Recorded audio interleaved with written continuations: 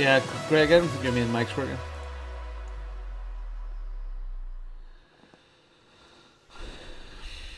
Okay, that's webcam.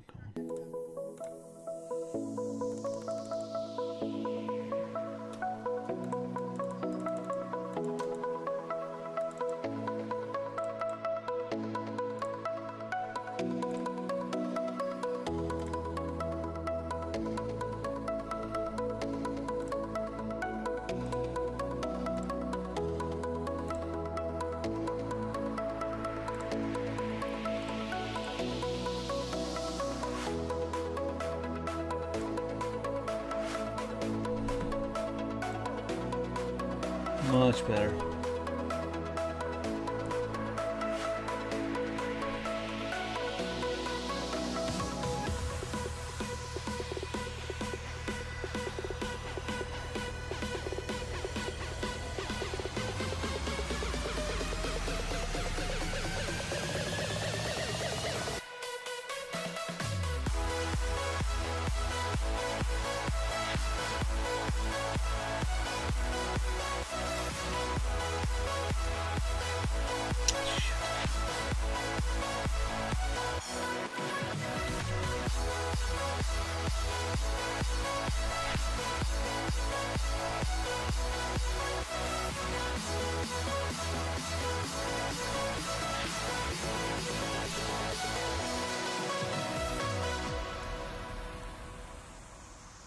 Unless you're 14.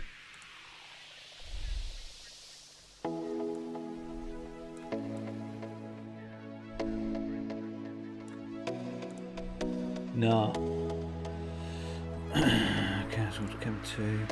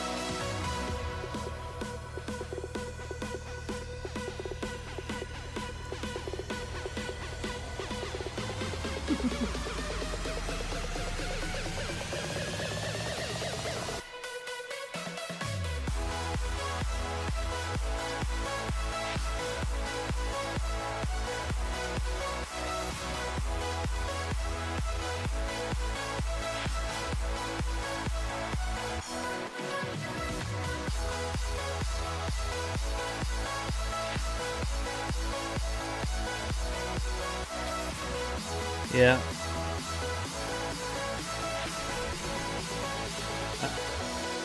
Is the stream live at the moment? Yeah. No, it's not. Shit. Oh, it says waiting. Yeah. Okay, that's good. So I'm just cutting the last webcam now, and then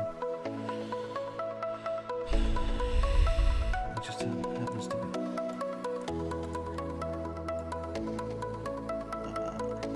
Where do you? Okay, is it on Twitch? I didn't do anything on Twitch. Oh shit.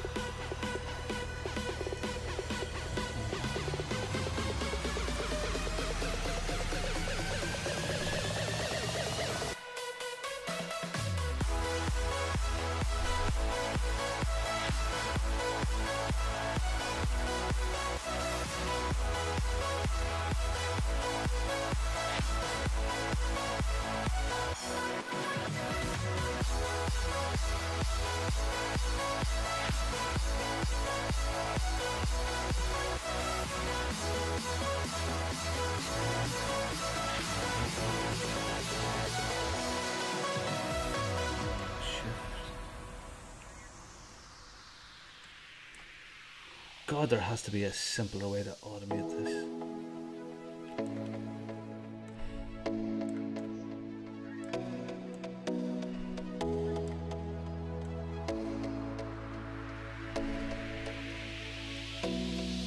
It's cutting.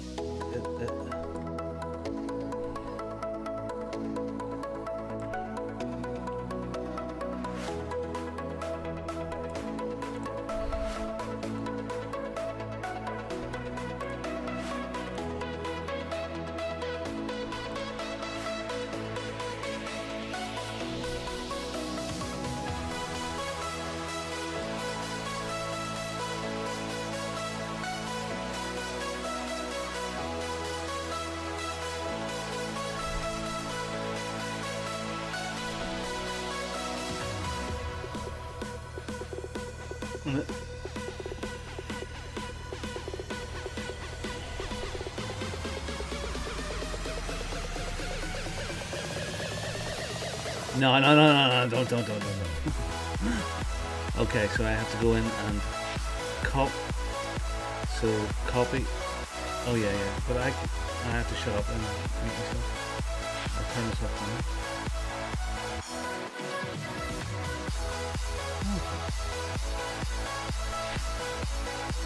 No. So it's filters.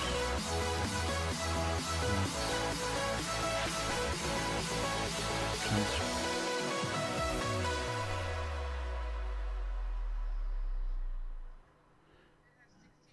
Copy, transform, gameplay.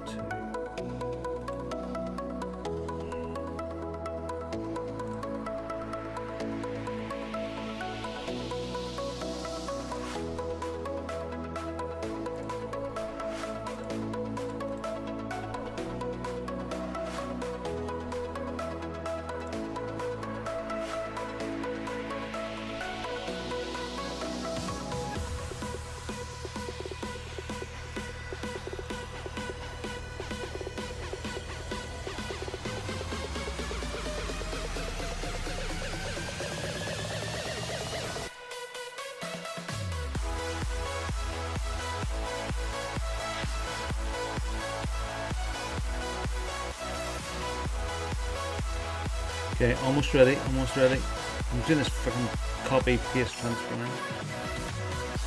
Copy, transfer.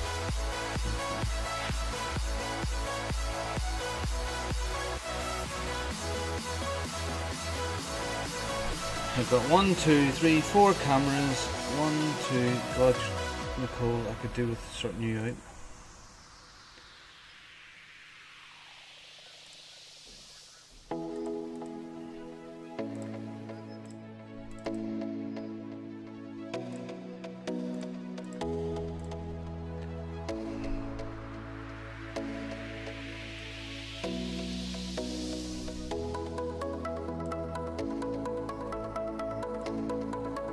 Would you sit straight, please? Okay, that's good.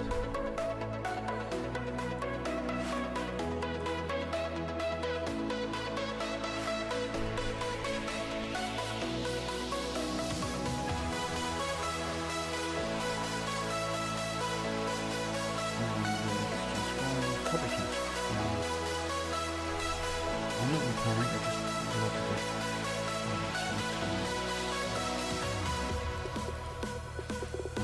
Transfer, get ready to go, and it's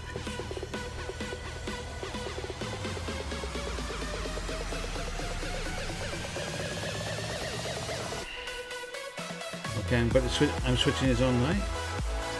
All right. Supposedly we're on now. Audio is on. All right. And my dog's trying to get to the beer. No, Maverick. Good dog. Fucking Windows 98! Mark's like, I can help if you need. we're okay, thanks. Hey, Robin, I like your new camera, by the way. It seems like you got a new camera because it's definitely more high definition than before. Lighting. Ah, all right. Happy birthday to you. Podcast. I'm all excited about the birthdays. Okay, you ready to go?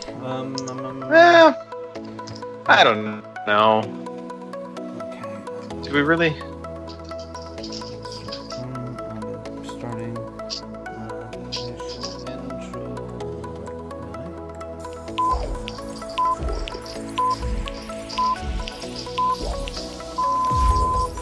Good evening, ladies and gentlemen. Y'all are listening to the Overseas I Connection can't hear podcast. anything, so if it's playing.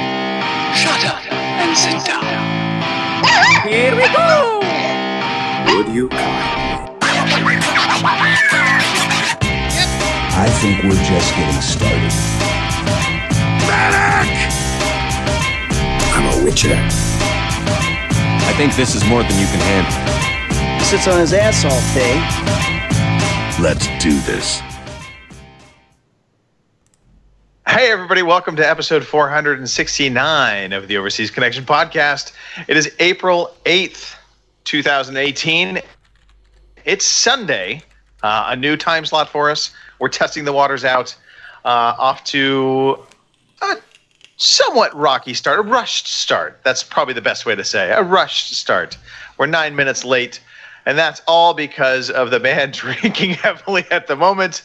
Mr. Robin Tate, thank you for spinning the disc today. We're giving Mark the day off. Robin, thank you again, and welcome to the show. No problem, Greg. Thank you for your patience, you bastard. Yeah, this is number 2. This is the second time I've done this, and I suppose it will get easier. But there is things about setting up. It's just really awkward. Like you have to cut round every single webcam every week, and I know Mark probably does it now blindfold, but it is a bit fiddly yet. Anyway, it's Robin Tate. Yep. Robin Tate here. I am in Ballymena with a big spike in my hair, I see. I'm in Ballymena in Northern Ireland. At Bongo the Sane is me. Good to be on the show again. And lovely to be on the show with you, Greg. Because Well, thank you very much, Robin. we don't get to podcast just as often, just of late. No. Because you've been a wino. I've been a wino, I've been traveling, but we'll get into all of that in just a bit. Let's introduce the rest of the cast. We have Nicole Radowski, also on the show tonight. Hey, y'all. How are you? Simplicity in words, Nicole. Thank you. I appreciate that. Good to see you, Nicole. Good to see you. Also on the show, we have Mr. Phil Olson. Hello, hello. How's everyone doing? Excellent. Robin's Excellent, just run Phil. out of whiskey by the looks of it. Robin's going to be hurting shortly. I have a feeling there's another bottle within reach. No, there's not. somewhere. It's a school night. That's the difference between tonight and Saturday night. This is now a school night. True. So It is. and the kids are back at school tomorrow morning, or some of them are anyway. So it's yeah. So just a little, just for my health. We sniffed Okay, it. well, yes, for the health. For the health. Yeah, and so aside from the 3 lovely individuals on the podcast with me, of course, I am Greg DeLacy, gamertag Murphy's Law, OC_Murphy's Law on Twitter. And if you are not familiar with our podcast, because this is a new time slot for us, we are a gaming podcast about slightly more mature gamers, although we don't always act like it, and apparently a more sober podcast moving forward. But yeah, so we've elected to slide into this slot because it just made life a little bit easier, contrary to what the start of the show might have insinuated at first. Anyway, so yeah, it's a gaming podcast. We do video games, we talk about video games, we talk about life, and that's probably the best place for us to start into, Robin, is talking about our life and story time and all of the things that have been happening to us over the past couple days. Including last weekend. Our favorite time of the day. Yes, story time is started. Okay, story. Yeah, I didn't hear any of that. So this is going to be one of those podcasts, folks. It's just you're gonna have to take this in stride, just as we are. So, all right, let's talk about life. Let's talk about what's been going on. I have been doing a ton of traveling. I am tired of going to New York, and sadly, I have to go back out to New York again this upcoming week. So I will have been out to New York 3 times in less than 3.5 weeks. Goodness. That's a lot. Yeah, that's a lot of time out. Yeah. I was thinking about you there because that is crazy. Because I know that flight's awful. Because, I mean, the flight from LA to New York is probably as long as it is from New York to London. It's, what is it? Yeah. 7-8 hours? Yeah, is it? Yeah? Yep. Yeah, yep. so it's... Yeah, awful. Yeah, not exactly the best time in the world. However, it's for work. It's been good that I've been getting out there, so I can't really complain about that so much. But yeah, so New York, I did get a chance to meet Gary DeFelice. I don't know if I talked about that yet or not. We did, in fact, meet in person. I'm trying to remember when I've been on the show versus when I saw. You mentioned that last week with Mike and crew. Yeah. All right. Yeah, in that case, then, yeah, who cares? Gary, blah, whatever. What was he like? Was he a decent fella? He was a decent fellow. Gary's a very nice guy. We actually get along quite well. I play a fantasy football league with Gary, and so I know a lot of people look at us and we have this little rivalry going, and we always are talking smack to one another. But truth be told, we are very good friends, and we got to meet for the first time actually in person, which was great. We had a nice lunch together, and then Gary said that he wanted to leave because New York traffic sucks, and so. So we got him out. I thought you hadn't met him before. I know there was almost there, and the root canal got in the way. But I thought you had met. Okay.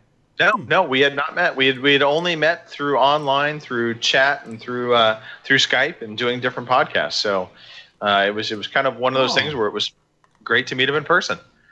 So slowly but surely, I'm ticking off all these boxes. Yeah, you really are. Phil, I'm going to meet Nicole one of these days. We're going to get it all checked off next year. And Okay.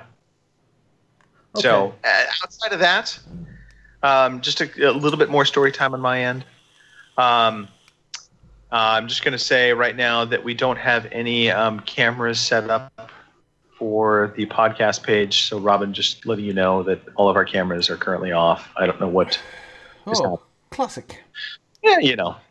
But anyway, so we're redoing our backyard, and that has been an endeavor. So we finally narrowed down the contractor we want to use, and then to save some money, because we've been watching all of these home decorating shows and stuff where people are doing some of their own demo work, that kind of thing, to save a little here and there. We said, you know what, we're going to go for that. We'll do some of that ourselves. So we had a small little, it was not really a mow strip, it was like a small low wall.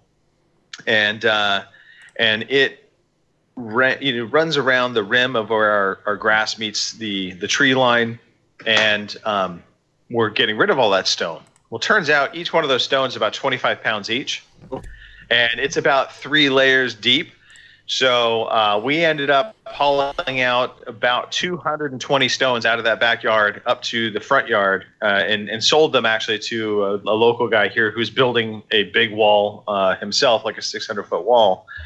But that was an effort. I remember the first day I got out there and I thought, okay, I'm just going to try and tackle some of this on my own. It was like a Thursday afternoon. I start getting out there, and quickly I determined this was going to be a very tedious and just heavy job. The lower back was not happy with me that first day. Wasn't doing a lot of lifting with my legs. But the good news is Cindy jumped in yesterday. We knocked out a good half of it, and then this morning we finished out the other half, and the guy came and hauled away, and it was like 1,200 plus pounds of stone. So wow. It was a lot. That's good going. Yeah. But yeah, so that's been pretty much my life. What about you, Nicole? What's been going on? Stuff and things I see there. Anything exciting? Not really. It's all school, and it's the end of the year, and we have 2 months left, really. But in that 2 months that's left, we have teacher appreciation, a whole bunch of testing going on, and then all this end of school field trips and everything that you've got to get out of the way before, that last day in May. So just super busy with school. Yeah. No, I can understand that. Definitely can understand that. And Phil, I'm going to get to your story last because I think you have probably one of the best stories to talk about. Robin, let's talk a little bit about what's been going on with you. Oh my God, there's been so much going on with me. It is unbelievable the stuff I've been up to. No, it is not indeed. What have I been doing? Well, over the last week or so, it's been a bit crazy around the Tate household. It's been absolutely nutballs. And we've been doing a lot on social media. I mean, you might have noticed Judith and I, the Judith and Robin episode 1 went out this week. I noticed. And we have challenged ourselves to getting back into shape again for holidays. Because since we went to meet Greg, we have mysteriously put on a lot of pounds. Okay? Now, mysteriously? Yeah, because I think, just like the Russians, I think Greg drugged us with some sort of fat-gaining drug while we were there. We went to that restaurant that night and the wine was polluted in some way for something that made us crave Kentucky Fried Chicken at least once a week. So, yeah, anyway. But wait a minute. How can that be a problem? You guys don't have any KFC out there. There's no chicken in all of England. So, well, again, see, northern Mexico doesn't have that issue. England does. Anyway, so it's opened up a whole can of worms. So Judith, as I sort of embraced this, and if you watch the sort of Robin and Judith episode 1 on bongosbits.com or on Bongos Bits on YouTube, you can see she's in good form. I had to cut out so much of her because she really was laying it out to me thick. So we thought that once a week we'd do a little sort of a video log of how we're getting on and how the race is going on, and so that's been good. And I'm terrified to look at my notes in case I switch something else off again. So what did I write in my notes? There was Robin and Judith. There was what's it? Cocktails. Pardon? Cocktails. Oh yes. God. Cocktails. Cocktails. Yeah, cocktails. Dinners. Strawberry daiquiris. And daiquiris with any sort of frozen fruit whatsoever. Been loving them. We went to a children's party last weekend. And I made a jug of strawberry daiquiri. And just said, no, Robin, you better make another one and bring it with us. And I made 2, and they said, well, maybe one more. And yeah, very healthy. Very healthy. It's strawberries, it's lemons, it's limes, it's ice, and a little bit of sugar. And you blend that bugger up, and away you go. Lovely, slushy daiquiri. Absolutely wonderful. Put sugar in Oh, wait a minute. Hold on. Yeah, What let's about back the this up. alcohol? Oh, yes. Yeah. Oh, Bacardi. Bacardi. And what do you hear about Okay. what do you hear about the Bacardi? The Bacardi was a brand new bottle which I cleared from my father's house that had and this bottle Right. this bottle of Bacardi must be at least 20 years old. Now I know Bacardi doesn't age like whiskey and stuff like that there, but there's just something nice about a really old bottle of alcohol why can we not do that with food? Make it last for 20 years. Preserve it in Well, so we should preserve everything in alcohol. Twinkies you can do. But they are not really food, are they? No, they're really not. Yeah, that's why they haven't made it over here. They haven't made it over here. So look, we've been having a good time. Today I got the bike out. I got it all polished up. Got it checked. Took it for a wee test ride. So looking forward to getting the Lycra on and starting to do some mileage again right in the roads. Because today has really been the first decent day. It actually felt a bit of warmth in the air. Now you'd probably still call it cold, Greg, but it was pleasant. What was pleasant? It was a pleasant day. We've lost the Stream Pleasant IO. Yeah, a pleasant day. Warmth. We've lost the Stream IO, the live chat in the middle, but we have something even better there at the moment. So That is better, yes. yeah. So Okay. Robin, real quickly. Yes. Let's go through the daiquiri recipe because I'm not quite sure I'm on board with your daiquiri recipe. I'm going to recommend something different. Okay, I got to write this down. So, All right. Just less stuff. 2 limes, 2 lemons, squeezed without the pips. Okay. And this is for a strawberry daiquiri, Yeah, correct? yeah. Okay. Two all right, lemons, 2 lemons, yeah. And then we have, there's a video of it on bongosbits.com. You can see it, one actually being made if you really want to go there. My work actually blocks that video, so I can't go to that site. So two limes, 2 lemons, a third of a cup of sugar, which is a cup measure, yeah. And Okay. You can just stop there. That's gross. No, I see what he's doing. So he's actually making homemade sweet and sour with the lime and the lemon Oh. yeah. and the sugar. And, That's strawberries, a lot of strawberries. Okay. And Right. then the ice and Bacardi. okay. Okay. All right. Why? So that works. I get what you're going with there. Now, should you ever make it back to the real world, there's this stuff you can buy ahead of time. It's called margarita mix or pre-cocktail mix, sweet and sour mix. That's packaging. You can buy that ahead of time if you want. Whatever. You can buy it though. It makes it easier because it's all there. You don't have to squeeze nothing. I like squeezing but things, Greg. I've heard that about you. Never mind. But what you can do, okay? So once you start getting all going in the blender, right? Yeah.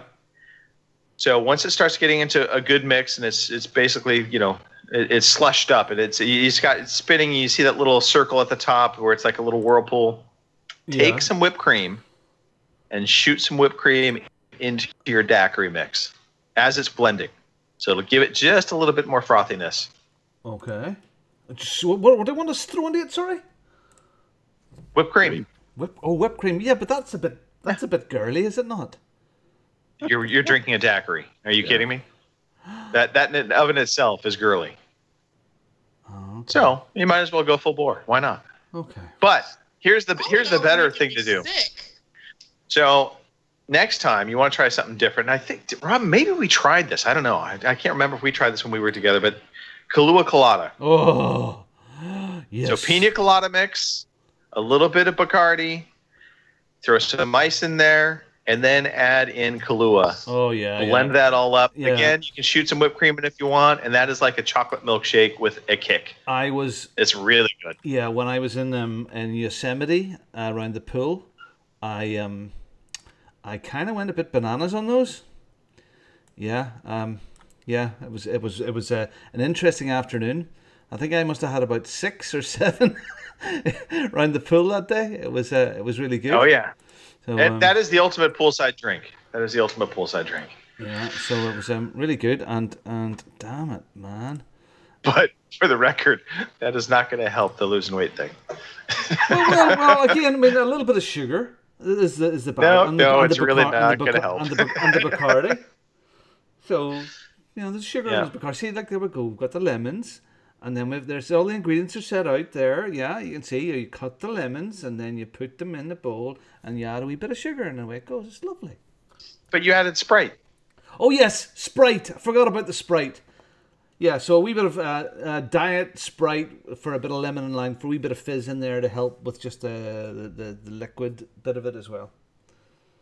Yeah, there's lots of different. There's nothing wrong about putting alcohol and fruit together. You can't really go wrong. But they're nice. If you like it, Robin, then go for it. Right. Yeah, we'll just let it go at that because I'm like, usually mine is just it's Bacardi mix or the Bacardi rum, and then you can buy the frozen daiquiri mix. Mix that together, and you can add the simple syrup if you want or not. I'm like, I don't need it any sweeter than it is, or real fruit. But that's it. I'm like, you are sweet enough. Oh, you're so full of shit, Jared. We know you're full of shit. I'm Yeah, not sweet, yeah. but I appreciate you trying, Robin. I do. Okay. So what the hell happens now? All right. Well, let's transition out of your drinking into Phil's reason to drink. Yep.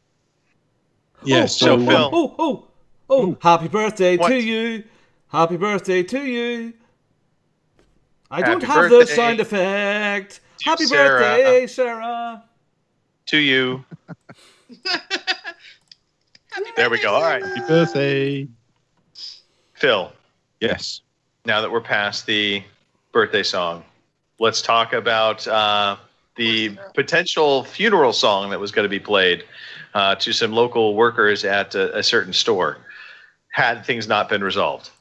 Yes. So my TV, I'm very pleased with my TV. I don't spend huge amounts of money on TVs, not thousands of dollars, but my last TV was the most I spent on the TV. It was $800. I bought it about 3 years ago, and it started to get a purple patch. So I've realised that I've got some insurance on it.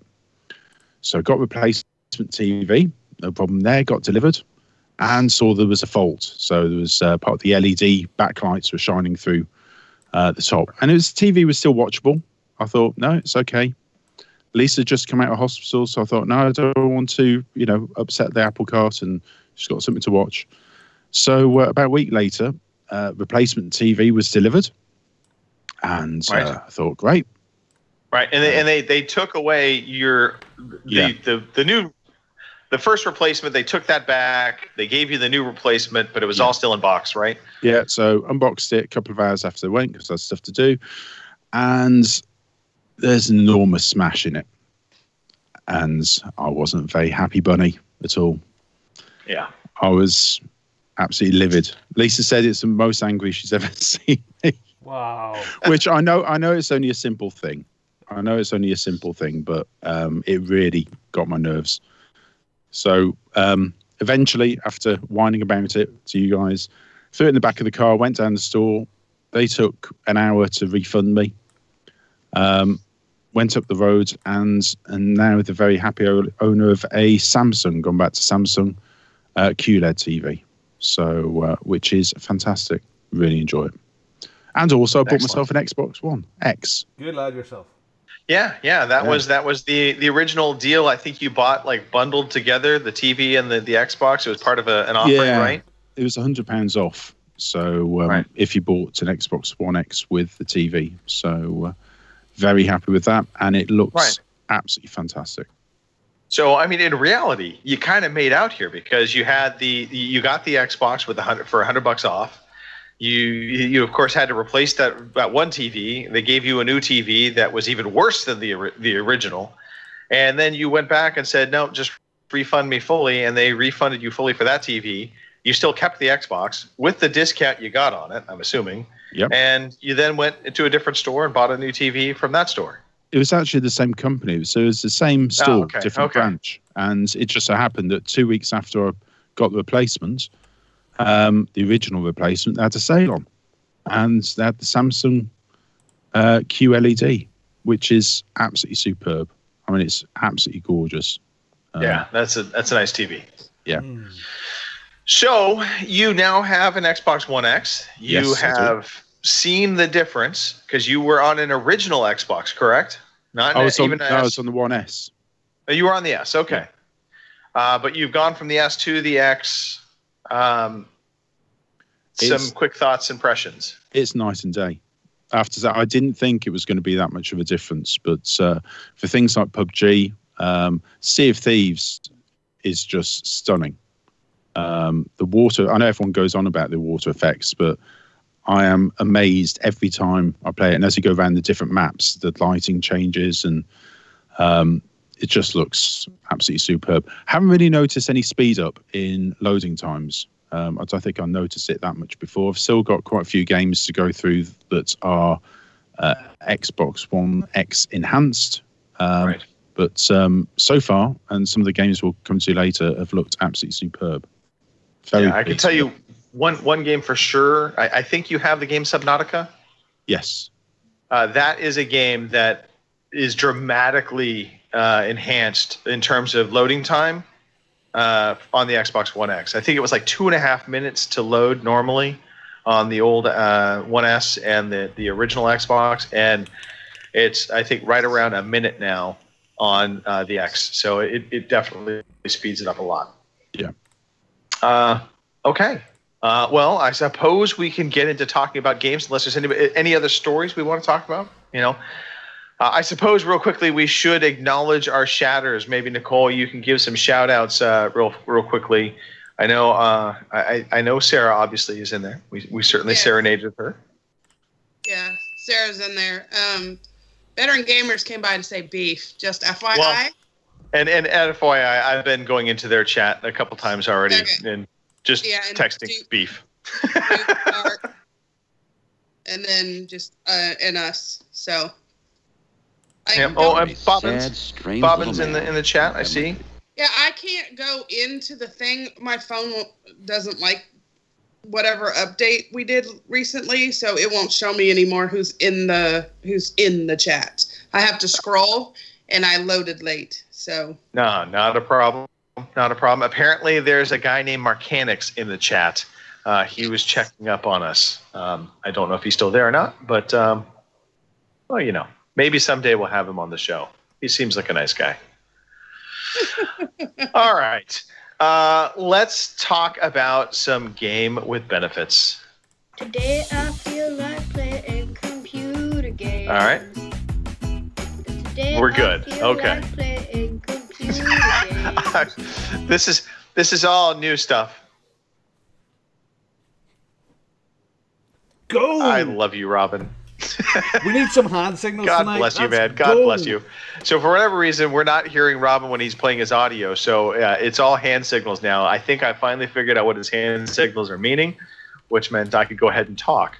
And yes. Pretty sure that last one was fuck you. Also, pretty sure it was as well. Anyway, so games with benefits. Let's talk a little bit about this. This is a new thing we've been doing, which basically we are committing to playing the monthly freebie games. We're choosing 1 or 2 games that are being offered up as part of the services packages that we're all paying for. So there's PlayStation 4 games, there's Xbox One games. I have no idea what's going on with Robin. You can speak, Robin. You are allowed to talk. 98. I think he's trying to get the video working. So no, the video, Maybe. no, video's working fine. No, I just realized that when I mute myself, it mutes the sound effects. That is also true. You do not need to mute yourself. That's a fair play. Yeah, that's Yeah. it. Absolutely. Learning. Would you like to play the jingle again, since we didn't actually? Apparently, nobody heard it. No, Mark heard it. Yeah, Mark heard it. So the people that are really important heard it. Okay, I appreciate that. That's slightly hurtful, but okay, fine, whatever. All right, let's talk about it. So games and benefits this week, this month, we've got The Witness, there's Assassin's Creed Syndicate, there's Cars 2, the video game, and Dead Space 2. But let's face it, anybody that wanted to play this games and benefits from Gold is likely going to be playing The Witness. So has anybody been playing The Witness? I have. Excellent. Phil, what do you think? Yeah. All right. Looks absolutely superb. Looks very nice, and did the first few puzzles, which were great, and then I've no idea what to do next. There's some puzzles I just look at and I just go, no idea. Okay, so all right. So I'm seeing on screen right now. Obviously, there's a bunch of different puzzles, but so the normal what is puzzles. the game about? I've no idea. It's just you just go round and there's consoles with wires with cables going between the consoles. So you do a puzzle, it lights up the cable, and you go on to the next one. Apart from that, I've done that and opened up a big laser, symmetric laser, and everything looks lovely. And I've opened doors, but I've just got to some puzzles. I've no idea, absolutely no idea what to do. And I'm very close to looking it up on YouTube. I don't like doing that with puzzle games, but I've just got no clue what to do. The early ones are easy, but false sense of security. I hear that as you progress, you are literally using your phone to take things and taking notes, and it gets really, really deep. And only clever people like Robin from the Boss Wave can actually manage this. I sort of took it as a sort of a different approach.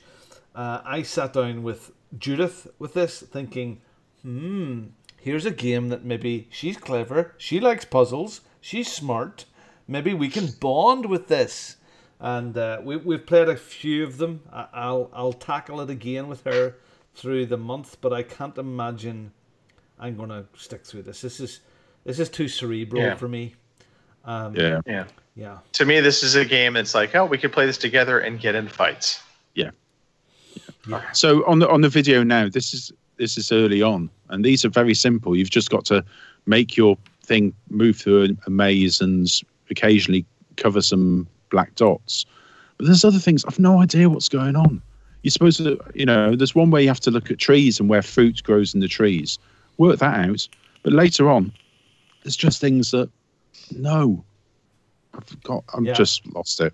Yeah. I think probably 10 minutes more, and if I don't work it out, that'll be it.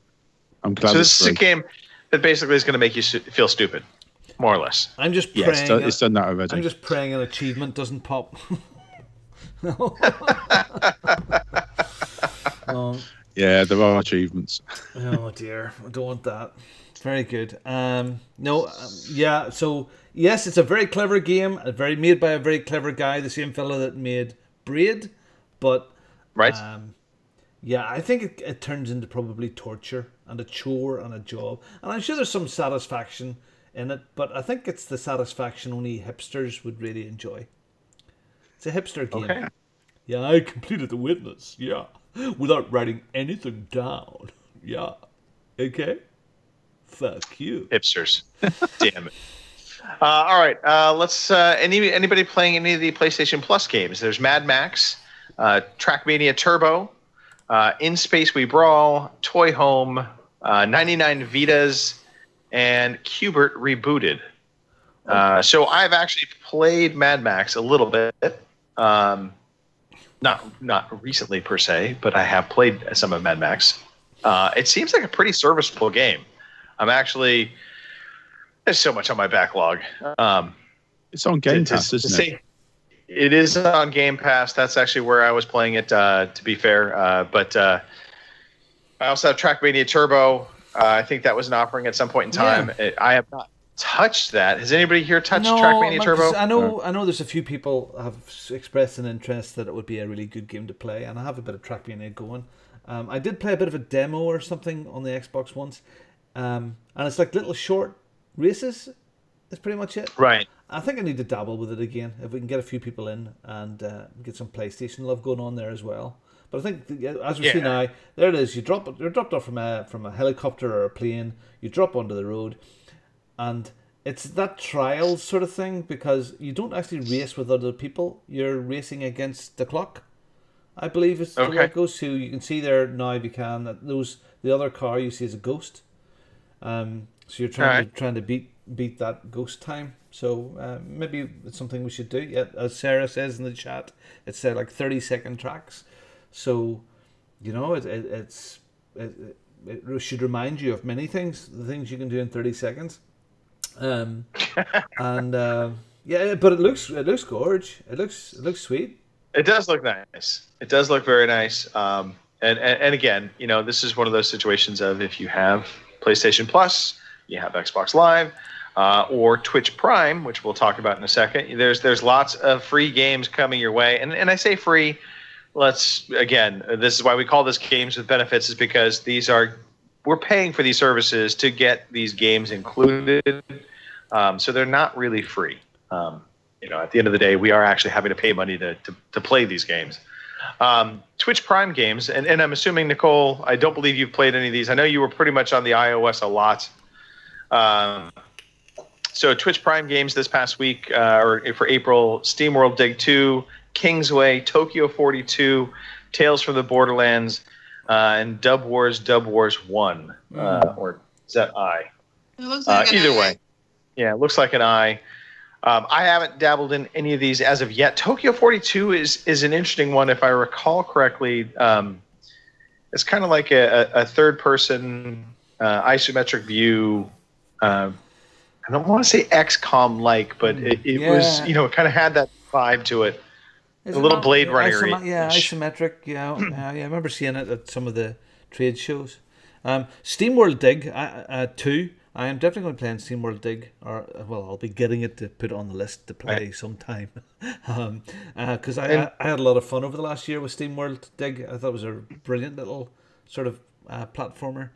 But if I can rewind a little bit there and talk about Dead Space 2, oh my god! Oh sure, it's a fantastic game. I would actually, I'm keen to play it more than I'm the Witness.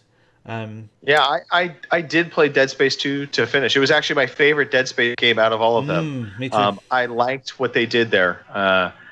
As I recall, that was the one where they actually they injected the you're fighting against not just the crazy monsters, but you were fighting against other humans. Yeah.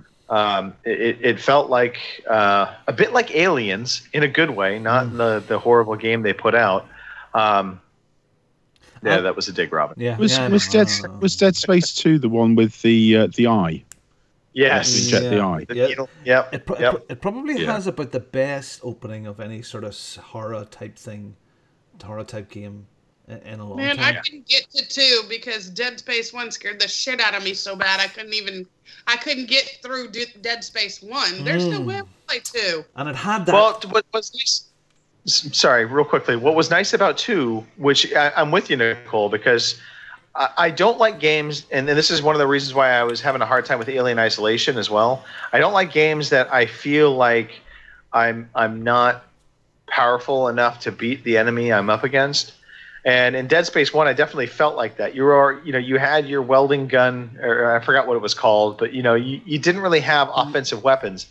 In Dead Space 2, much like the movie Aliens, where it's like, you know what, you get the cool gear the Marines have, you've got the weapons, and you can actually kind of take it to the enemy. That's Dead Space 2, and I was able to get through Dead Space 2 because of that. Yeah. It didn't feel like it was always horror, but it was actiony, and it wasn't the jump scares weren't nearly as bad as they were in Dead Space 1. Oh, yeah. No. One scared the shit out of me. 2, there was the nursery, the children's nursery, the little kids running around. Oh, that was freaky. That was freaky. And what, it had the best stomp ever. I wish I had some video up. So when you stomped on them and to sort of kill them or to get supplies out of them, but when you get really frustrated with the wee buggers, you ended up stomping them about 10 times. Stomp, just to get the stress out of the scare. That was good. And again, Assassin's Creed Syndicate, we'll hear in a moment or two. I'm just after finishing that. That's a great Assassin's Creed game too. So yeah, I'm looking forward to that one. So yeah, do you know what? These I know they're not quite free. The Twitch Prime is a real bonus because a lot of us a lot of us use Amazon. So and that's right. And the Amazon thing with Twitch Prime and your Twitch whatever it's called account, you don't have to pay for it any longer. But that's a nice little free bonus there, really. But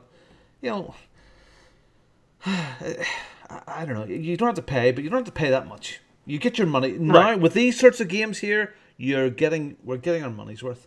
Yeah. So, Oh yeah, without a doubt. I think the games that you get back, even if you only play a few of them, I think that really kind of helps flesh these paid services out to being worth it.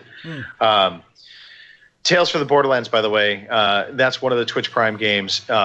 I have not played that recently. I started playing it a ways back. It was really good. Again, you get sidetracked so easily these days. One of my favorites. Yeah, but it's arguably one of the better Telltale games in the series. Yeah. I think I'm finally going to take a dive onto the Batman series. I've held off, but I've heard really good things about season 2 of Batman. Not to totally get sidetracked, but anyway, so there's that. All right. Good. Well, enough of games with benefits. Let's talk about the games we've actually been playing. So, Robin, why don't we just circle back to you real quickly? Assassin's Creed Syndicate. We were just mentioning it briefly.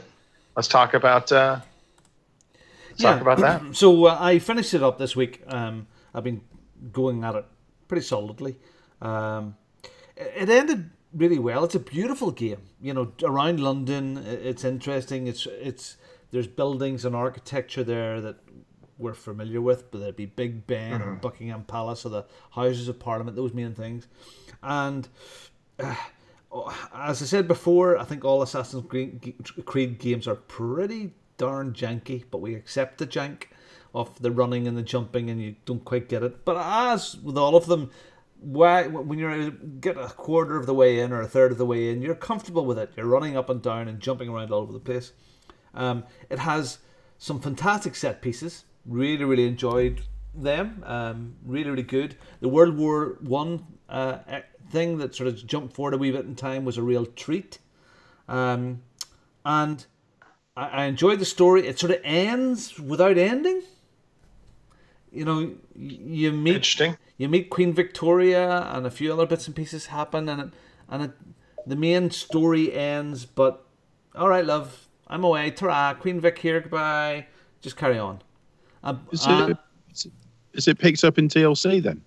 There's loads. Yeah, that was my question. Yeah, so there is no, but there's still loads and loads to do. There's all the areas and territories, and then there's the Jack the Ripper stuff as well, which is ongoing. Which I picked it up cheap. Of course, it's even cheaper now, but I think I paid a tenner for it on a silly sale. So I have all that Jack the Ripper stuff if I want to go back to it again.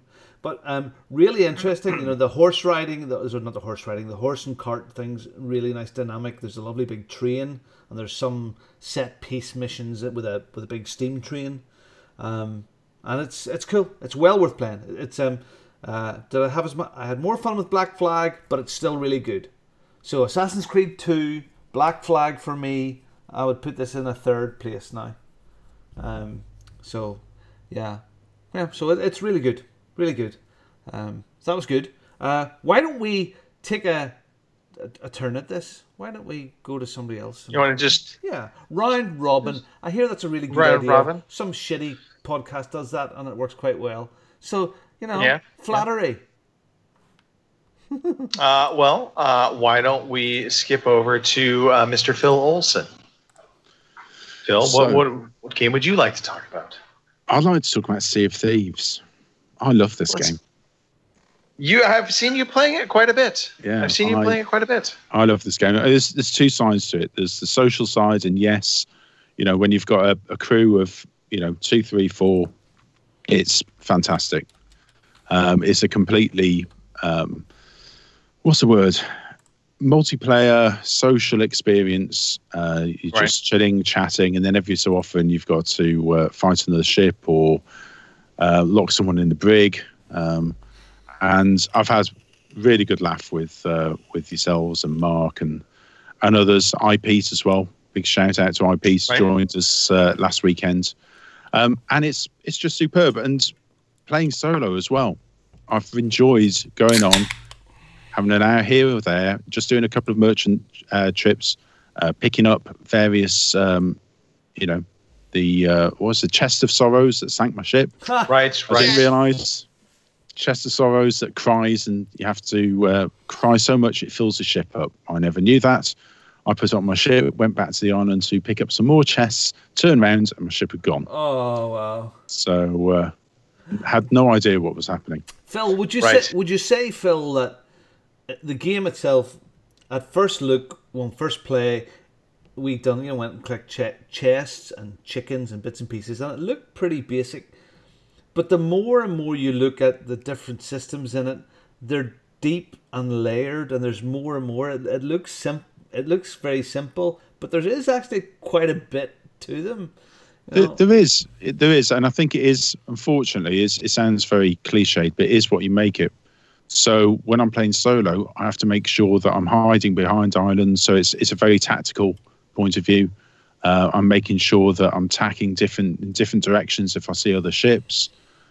Keeping well away. I've tried attacking other ships and jumping on board, and that hasn't gone too well at the moment. But it's a great game, and it is a learning curve. There's a massive learning curve in it. You know, when you die or when you lose your ship, you see a flare in the water, and if no one told you, you just wouldn't necessarily swim out to it because of sharks or whatever, and that's your mermaid or merman who will send you back to your ship. But no, it's I am hoping that there's more content coming, and there's more things to do.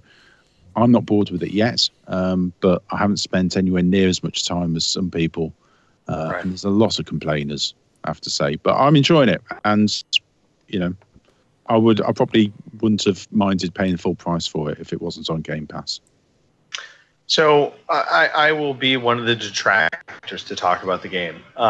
I think there is a really good core game system to Sea of Thieves. And I do agree, certain things have a lot of complexity to them. Sailing the ship and using the ship is that complexity. That's the most complex thing within this game. Understanding wind patterns, understanding how to tack your ship, understanding that you have to drop anchor prior to arriving at an island. You can't just go in and hope to stop on a dime. All of that interaction I find exciting and fun, and I think it is very clever because it does require teamwork. You can use the one-man sloop and you can get away with sailing your own ship, but the big galleon, 100% you need multiple people to get that thing going right. Yeah. That said, the combat system is really, really shallow and lacking. And so I call Rare to task on that, because I find that, I get what they're trying to say on one hand. Of they wanted to create a system that you could just come back to at any point in time and you're not going to feel like you're behind the curve. But this is a pirate game. This is about getting loot. It's about going out and getting stuff. And, it's an adventure. But part of the adventure, the reward is getting stuff that becomes more useful. I don't know that there's, you think back to the pirates of real world. Yes, they were always about the treasure. But I don't think there was a pirate out there that wouldn't take a chance to try and get a better sword. They wouldn't try to get something that was, basically better crafted, and it would actually do better in combat. Having a rusty knife versus a well-polished steel blade that could slice through pretty much everything would be a difference maker for a pirate. So the fact that Rare didn't include that kind of content has me less than excited about the game. I do wish they had thought about that and come up with something that would have, a system that just would have given you just that little carrot. And varied enemies. That's my other beef is, look, skeletons are great, but there needs to be something more, and I still hold that there needs to be a Royal Navy component to this game. Yep. That they're out there, they don't care who you are, they're going to attack all pirates. So this way, when you're in a fight with another pirate, the Royal Navy could come right up and start blasting everybody. And they could also be considered, a random encounter for you to try and take that on. I think as far as the weapons are concerned, I think Rare and other developers are just terrified of being tarnished with the same brush of the pay to win. And I think that's the main reason why they've kept off. And hopefully they're listening. They're a really good company. But see, that's what gets me so angry, because look, you could have kept weapon upgrades and weapon things like that completely non-paid DLC. So it could have been content you find in the game, but literally there's no way for you to buy into that. And as long as there's no way for you to buy into that system, that's okay. As long as it's, I found a +1 sword out in the world, and anybody can go out searching and try to find a +1 sword, then that's okay. But the minute you say, well, you can go into the marketplace and you can buy a +1 sword, that's the problem. Okay. There we go. Well, let's see these. We'll keep on playing it, I suppose. Yep. Yeah. So, anyway. Robbie, Greg. Yes. What have you been playing? Let's see. Let's talk about Far Cry 5. I've been dabbling into Far Cry 5. I've had a lot of limited time because of all the traveling I've been doing. But I did manage to get in some good time with Far Cry 5. I've really been enjoying the game so far. It has a nice story to it so far. Pretty intense to start the game, and then it seems to kind of fall into maybe the more traditional Far Cry trappings of being, more exploration. There's going to be some story beats where you're going to hit it, and then it'll advance the story. There's clearly, 4 main boss type figures within the game. And I won't go further into that because I don't want to spoil anything. But, obviously there's the religious cult leader, and then there's some sub-bosses that you're going to have to basically try and take down to control or regain control. And that's a pretty typical Far Cry formula. You know, you're in this open world. There's different regions. You have to try and take down those different regions to bring them back in your control in order to better your supply chains, your co-army, so to speak. And so all of that stuff is good, though. I mean, Far Cry 5, it seems like they've refined it nicely. There's not all of the climate tower missions in Far Cry 5, so I do appreciate that. Discovering things on maps is much more organic in Far Cry 5, so you come across people that will give you, tidbits on, you could go check this place out to find something here, or, things of that nature. So you just kind of come across it as opposed to you go up to a tower, you climb the tower, and suddenly everything's revealed to you. But Greg, is it different than other Far Cry games? I mean, the first bit sounds very different, but does it quickly roll into capture an area, capture a boss? Is it the same formula as all the other ones? I mean, it does feel like it still has some of that same formula, and I think that would be my one maybe critique of it, is that, you do definitely have some of that sameness in that regard, but it looks really good. It runs really good.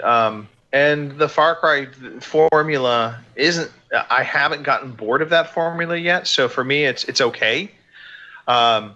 Maybe talk to me in a month's time. Maybe God knows it'll probably take me that long to get through this game. But maybe I will start getting bored of it. Phil, but overall, Phil, I know you love Far Cry games, Phil. Yeah, Far Cry 3 and I can't remember if I played 4. I think it is, but both of them, and Primal, of course. Once I get into them, that's it. I have to 100% it. They're the one game. I think the only other game that is like that for me is Assassin's Creed games. But Far Cry, superb. It's just, it feeds that itch that I have.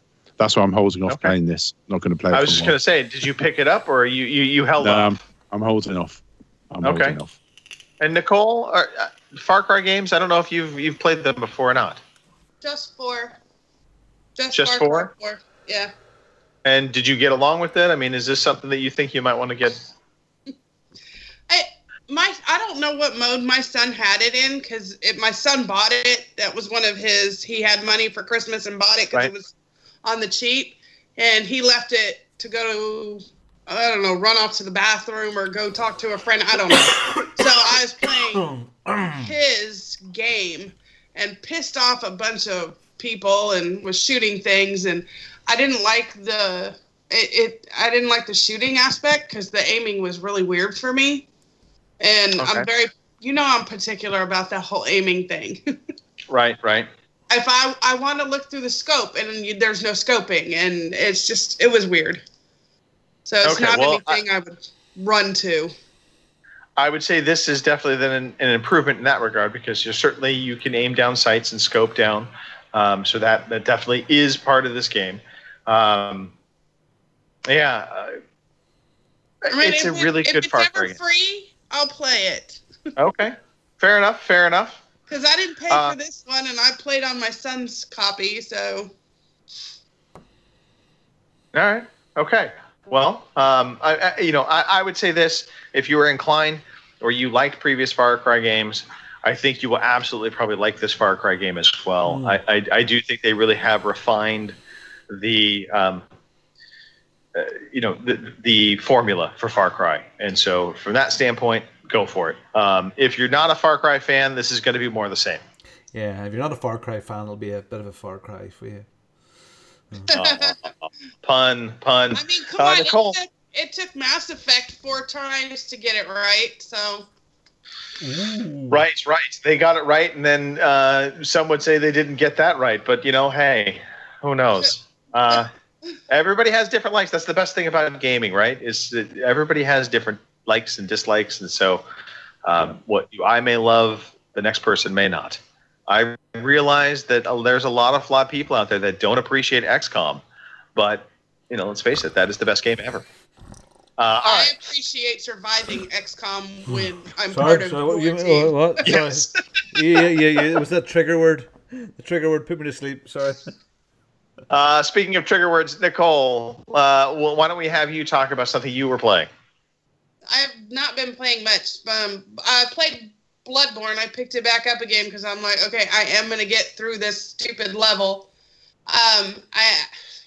It's not one of those intuitive games where it actually, you have to go read all those stupid little. No, don't start growling. There's she's got to bark every single podcast. Right. It's not like you got to go sit down there and read those little skulls to get all your clues. So there's those little dudes at the bottom. You read whatever scroll of paper rolls up and it gives you tips. Well, that gets really friggin' annoying because they're like every 5 feet. So I didn't know how to replenish my health.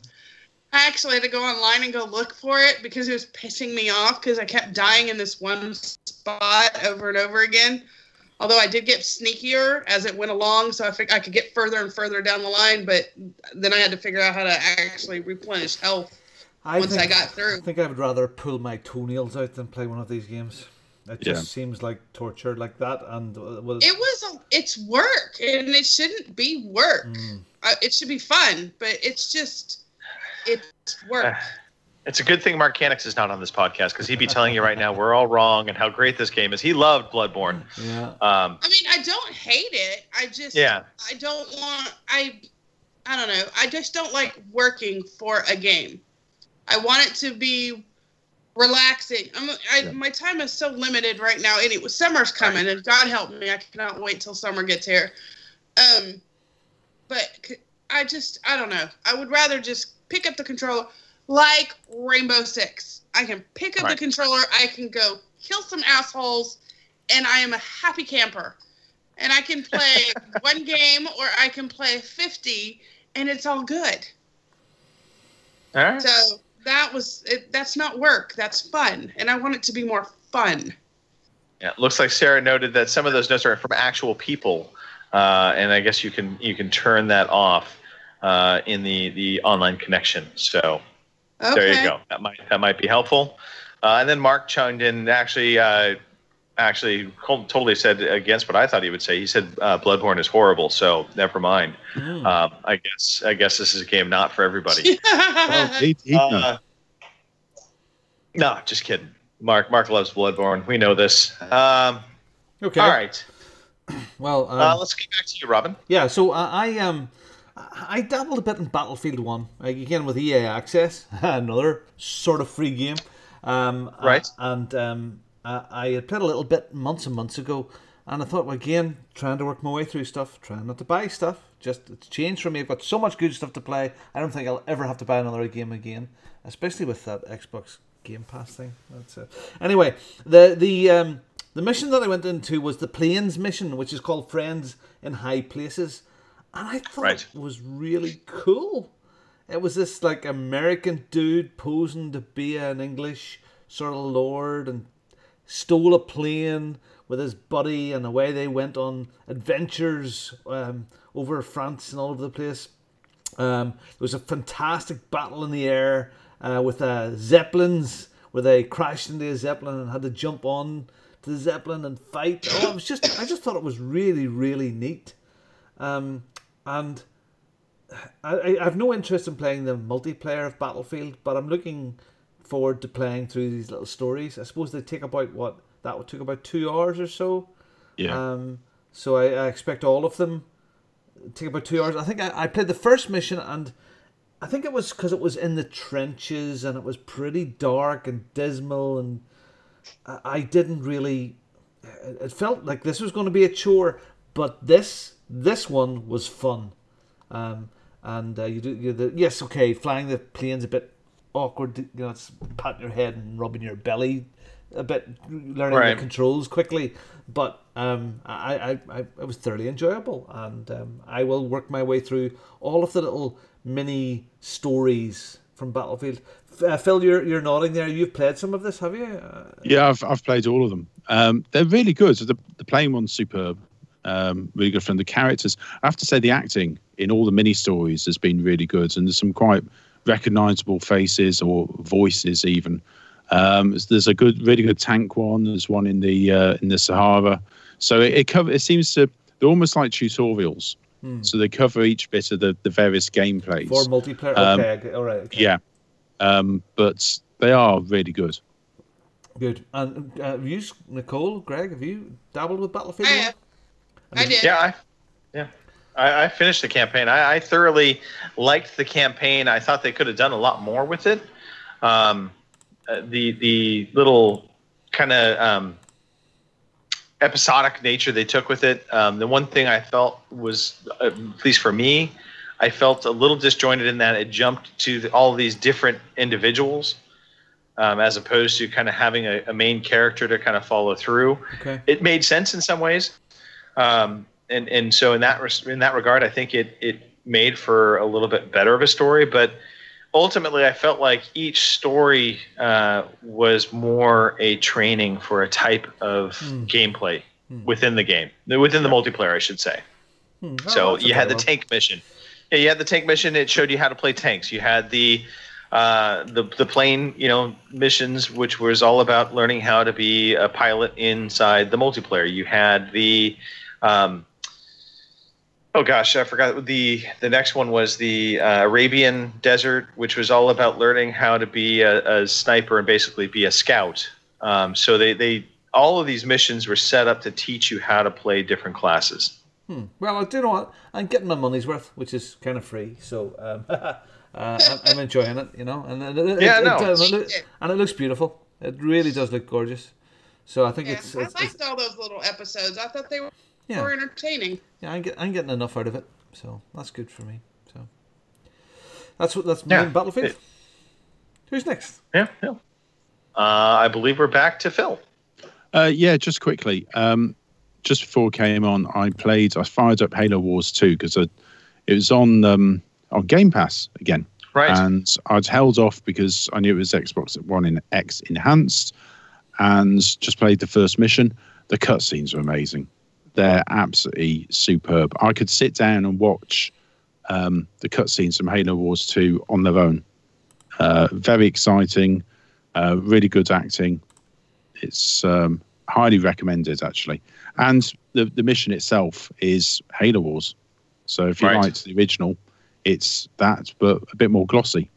So, but the cutscenes are absolutely superb. I mean, they're really worth, even if you don't want to play it, just seeing the opening cutscenes. Highly recommended. In fact, just like harkening back to the original Halo, you can go on to YouTube and pull up the Halo Wars. Like you can watch all of the cutscenes back to back because they do, in a sense, link up together. Yeah. Same thing with Halo Wars 2. The thing I loved about Halo Wars 2 is I think it introduced a really good villain, Atriox. And there's promise that Atriox can be something beyond Halo Wars 2. So I'm hopeful that they'll do something with him because I thought he made for a good, mean and nasty villain. Yeah. And sorry, go on, Greg. No. I guess I can talk real quickly. Well, I'll talk about two games real fast. So Shadow Tactics, I talked a little bit about last time I was on. It was one of the free games on Twitch Prime. It is a Ninja XCOM-like game, and I think what I figured out what I didn't tie in well with Shadow Tactics, which is in XCOM, you start to form a bond with soldiers because you level them up. There's a closeness you start getting with them. You can customize them to be people in real life, so to speak. So all of my XCOM characters are named after podcast people. They're named after my friends in the community. And so it's kind of fun when they do die off. It's like a story in and of itself, right? That's something that's missing from Shadow Tactics. I don't have that connection with the characters that you have. So I just I feel like that is one component to it that's missing. Plus, it's a little farther back. It's not as fluid as XCOM is in terms of that tactical turn-based. Excuse me? It looks really basic. It looks like it's stepped back years. It's not, but I get where you're coming from. So it is ultimately less of a squad tactics game and more almost like a puzzle game.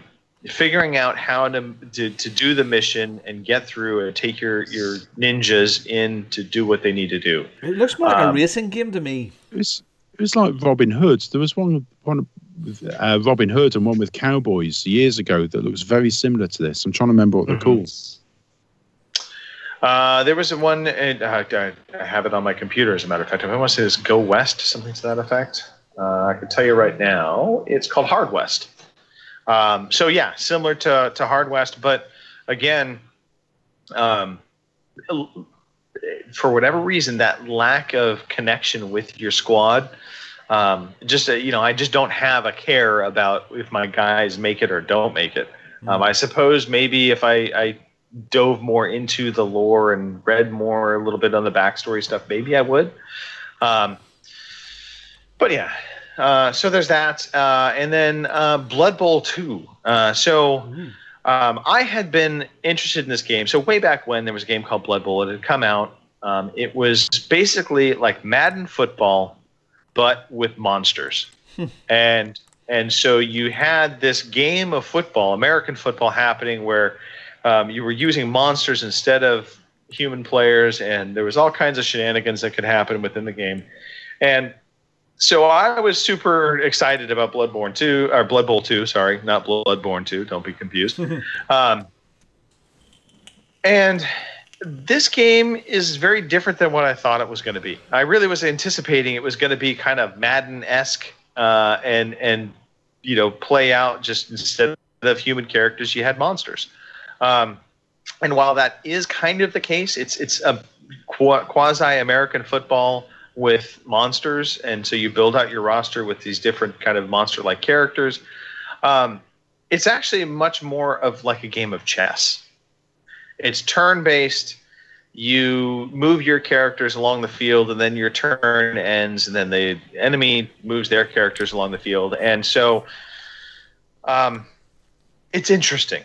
It's interesting. There's probably a very deep system to this game that I haven't gotten into yet. I mean, I literally just touched the surface of it the other day and got through the opening match, and I was like, okay, I don't know that I will get into this. I don't know that I will continue to play it, but I wanted to check it out. This is Game Pass thing as well, isn't it? Yes. Yes, this is on Game Pass. But super. Game Pass is giving you that opportunity to try stuff that you wouldn't spend money on. Exactly, and that's the same thing with Mad Max. I didn't buy Mad Max. I thought about it. Marcanix had played it on PS4, so we weren't going to get it on the Xbox through our brotherly benefit. And then, lo and behold, it was on Game Pass, so I tried that out. But so Blood Bowl 2, if you like a more chess-like version of football, maybe this is for you.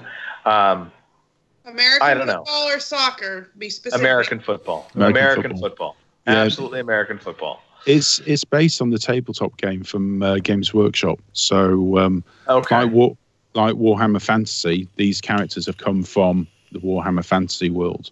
So it is a dice game. It is a little plastic models on a table game. I've played it a couple of times quite a few years ago, so I was interested to see this. I never got around to playing it. But, yeah. Speaking of Warhammer... Yes, sorry, Phil. Just noticed when I was driving through the centre of Belfast the other day, in prime real estate, really in the city centre, a massive Warhammer shop has opened. Yeah. They're having a resurgence at the moment. Wow. The sales are going through the roof. So they've relaunched some of their games and made them a lot more accessible. You expect it in a back street somewhere, but this is, literally massive footfall, really busy area. And I was surprised. They're having a really good couple of years. Anyway. All right. Well, we do need to pick the pace up. I'm looking at the time now. Okay, yep.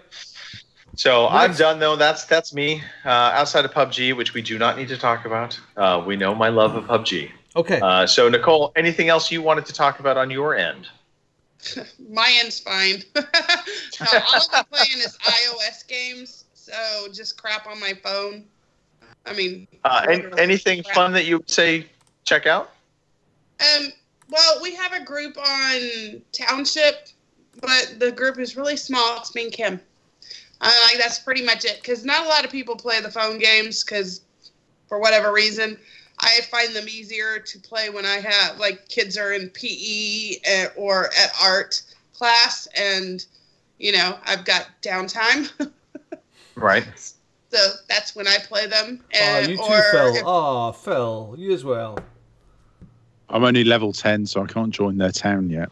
Yeah, he has to join the co-op when he's 19. But he's been slowly getting there, so, like... I'm guessing he's not playing like Kim and I do. Kim and I are like neck and neck, level 53 or 54 or something like that. Yeah. But it's better when you have more friends to help you play. But I play a lot of iOS games, so if there's people out there that play them and want to know if I play them, just DM me on Twitter, and I'll add you if I can, or find you somehow, and because there's a lot of games that you can play with other people or use them to get help. Okay, cool. All right. Yeah, excellent. I am Robin. I'm very anything. Yes, I'm very excited to talk about a game. I played this last night from cover to cover. I could go back and play it again, and I played a game called Late Shift. It's also on the Xbox Game Pass. And it is such a unique experience. I recommend everyone that has Game Pass play this. Or if you have it on PC, I'm sure it's cheap as chips. So this is about an hour and a half, hour and 3/4 long, movie length.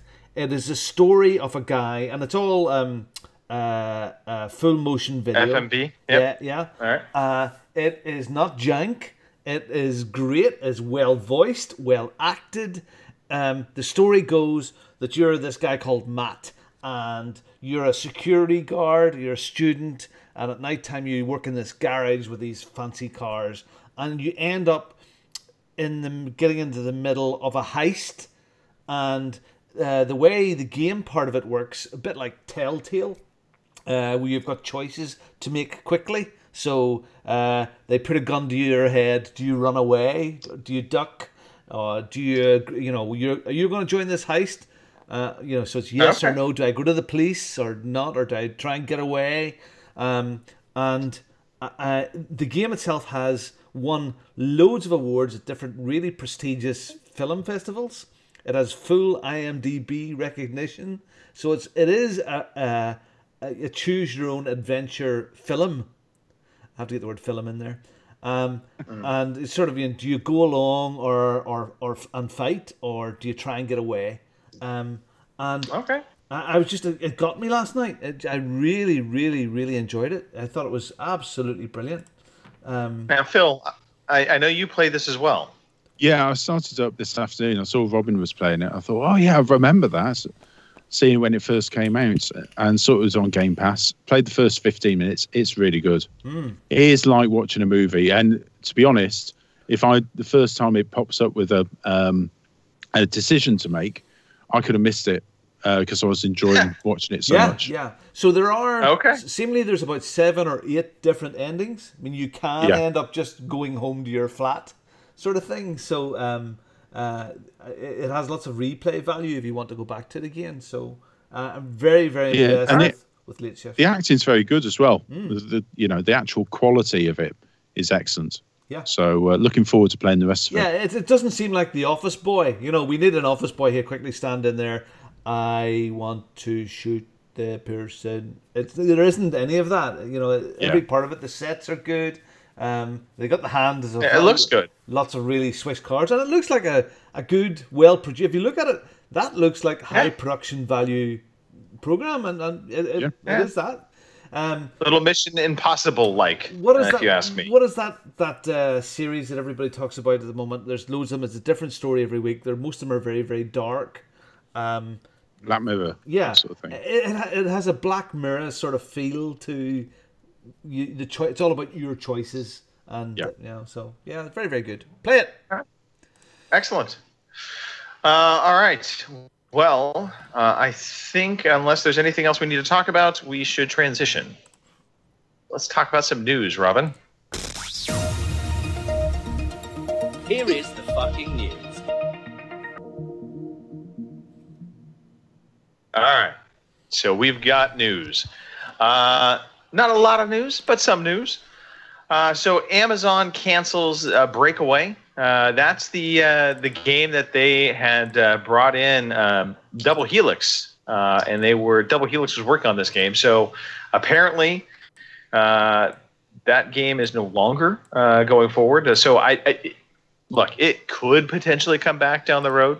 But this is one of 3 games that Amazon in-house game studios was planning to on releasing. So they're now down to quote unquote 2. So it'll be interesting to see what happens with this, if Amazon is going to still push forward and try to produce their own games, or they're just going to quietly kind of pull back from that. What was it? I don't know. I mean, all I know is they were saying that the team behind the competitive battle game Breakaway announced this weekend the game is no longer in active development. So it sounded like it was some kind of fight game. Maybe they were trying to compete with like a Street Fighter like game. I'm not familiar with it. I wasn't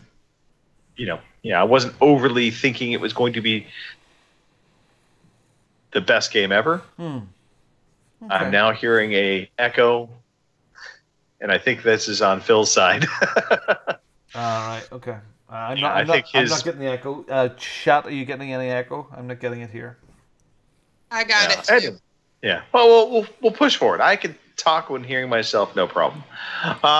PUBG got some news yesterday, as a matter of fact. So the developer revealed that an experimental mode, War Mode, is going to be coming. This is actually more like a conventional deathmatch game.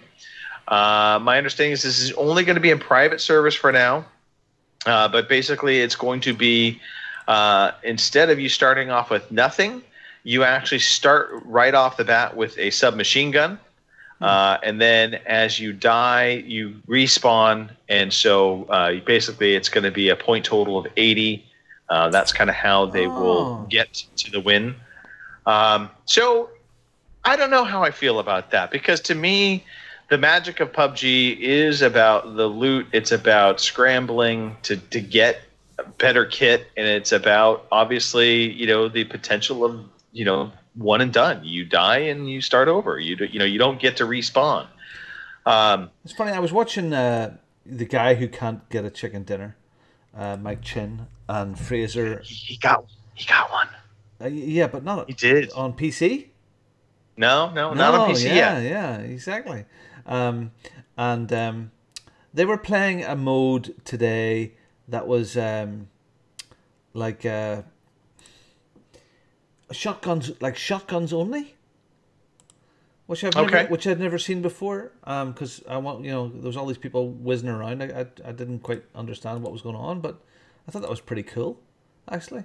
Well, again, on the PC side, on their test server side, they do allow for certain level of streamers can host their own private servers, so they can do some experimental things like that. And obviously, this is going to be one more thing that they can bring into the fold for the PC side. The good news for Xbox gamers, this could be good news or bad news, depending upon how you felt about the map Miramar. But that is going to be releasing onto the Xbox version come May. So they will have that new map coming out to the Xbox version. So there'll be the 2 maps there. And, of course, you still have the PC beta testing out the new smaller map, and I forgot the name of it, but that's the 4x4 map. So some PUBG news. We also had some Ghost Recon Wildlands news. So the developer teased out yesterday through a tweet, or maybe it was Friday, through a tweet, basically that there was going to be a Splinter Cell crossover. So we don't know what's going on with it. They said that you'll get full details on April 9th. But you clearly see Sam Fisher in this video tease saying, that there's a situation that needs to be dealt with, and I've got some friends in Mexico called the Ghosts. I think that's roughly how the video goes. Yeah. So that's kind of exciting. I love Splinter Cell. I've been enjoying Ghost Recon Wildlands, so I definitely am happy to see that crossover happening. Yeah, I need to crack on with Wildlands. I bought it last week, and I've only played about 15 minutes of it. So okay. Well, I have it sitting ready to go as well, Phil. So maybe we can try and do a wee bit of togetherness. Yeah, definitely. That'd be lovely. Yeah. I also open to togetherness on this one, so happy to play this. I think Ghost Recon Wildlands has some of the better helicopter controls, so I actually like flying helicopters in this game. Let's see, Spider-Man coming to the PlayStation 4. That's not news, but the news is they got a release date. September 7th is the release date for Spider-Man. So if you are looking forward to that game, you have to wait a little bit longer. But September 7th will be the release date for Insomniac's game, and they do have 3 different versions coming out. There's a standard and a deluxe version, and then there's a collector's edition version, which is $150. It's got a statue in it. It's got, I think, a DVD movie of the Spider-Man movie. So, I mean, it's a pretty big... Tell me this. Puzzle me this. Yeah. So, No Man's Sky is coming to Xbox. Yeah. Right. Lara Croft Tomb Raider went to PlayStation. Yeah. Do you think Spider-Man's will come to Xbox in a year's time after it's released? Never. And here's the reason why it will not. Sony. This is worth a chicken dinner. Yeah, this is worth a chicken dinner. Sony got the rights, don't they? The rights to Spider-Man. Minecraft. No. That doesn't matter. That's different. Sony Pictures. Sony Pictures own the rights to Spider-Man. So they made a deal with Disney recently to allow him in the Avengers films, but Sony actually owned the rights to it. Right. And they in the trade back, so they sold back the rights to Spider-Man to Disney, but they retained some exclusivity rights to the movie, as well as they got themselves an exclusivity deal to basically create a Spider-Man game. Yeah. So I do not think this will come to Xbox. And Insomniac also came forward because the question was posed to them, and on their Twitter they did in fact come outright and say it will never come to another platform. So I think this is a Sony exclusive. It may just be a one-off exclusive deal. There may be future Spider-Man games that come out. Maybe, Insomniac has some latitude to be creative because they are an independent studio now. Maybe they could do a Spider-Man DXL Fantastic Vision version. And that would just basically be that game with some added content into it to make it quote-unquote different, kind of like Capcom does with some of their Street Fighter games. But on its face, no, this is not coming to anything else but PlayStation. I don't know. I would put a wee wager on that. I would put, what do we put on a Red Lobster? Red Lobster dinner. There you go. Red Lobster dinner within a year of its release. There'll be talk about that coming to Xbox. There you go. Okay. Fair enough. I will take that bet, Robin. I will take that bet. All right. Last little bit of news. Shadow of War. That was the Monolith next game to the Middle-earth game that had come out previously. They had a big controversy originally around, again, loot boxes, paid loot boxes that basically were shortcuts to get to the end game. And it really hurt this game when it launched in terms of its sales. Because there was just such a big hubbub about it. Well, apparently now they are reversing course on that. They have said that they are going to be phasing out the gold currency system over the next few months, and basically it will basically stop come May 8th. And so they say, well, any existing gold I'll read the full statement here. So Monolith is phasing out the gold currency over the next few months. You'll lose the option of buying gold on May 8th, while any existing gold, the market, and war chests will cease to exist on July 17th. If you still have leftover gold at that date, it'll be converted to in-game items. And basically, they said that the reason for this was the currency was souring the experience of the game itself. Kind of too little too late, if you ask me. I think they should have done this and made this announcement. Was this a big issue before, was it, when you were playing the game? Because you really enjoyed the first one? Well, it wasn't in the first one. And then they introduced it in the second one, and it became very public about a month leading up to the game's release. Mm-hmm. And I mean, I don't personally have a problem with loot boxes that are going to shortcut a single player experience. If somebody wants to shorten their experience, you know what? They want to ruin it that way, go for it. Yeah. It doesn't affect me, but for a lot of people, it has just really put a sour taste into their mouth, and so it impacted the game's performance on the market. And it has been, like I said, I think it's a big learning curve for lots of companies to find the right balance for this stuff. It really has. Oh yeah. Yeah. It was not quite as egregious as the Battlefront, Star Wars Battlefront 2 situation, but it definitely was up there on levels of hype and over, people being pretty upset about it. And it actually happened prior to Battlefront 2 happening. It was actually the precursor to Battlefront 2, and then Battlefront 2 happened, and then everybody went crazy on it. So the way I look at this is, okay, well, maybe when the game, gets heavily discounted, I know it's already probably discounted pretty well. Maybe it's worth taking a chance on it now. Especially if you were one that was saying no before because you didn't want to deal with those loot boxes.